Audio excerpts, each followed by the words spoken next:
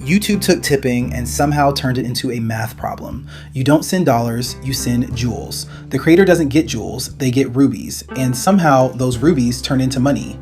Why?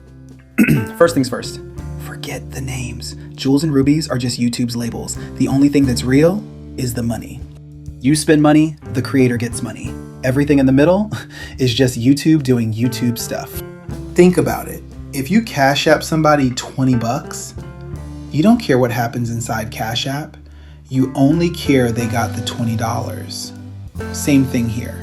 So don't let the jewels and rubies confuse you. It's still just a tip because eventually YouTube converts those rubies into real money. Catch the trap before it catches your channel. If you want creator protection and YouTube policy simplified without the corporate fog, subscribe and stay close.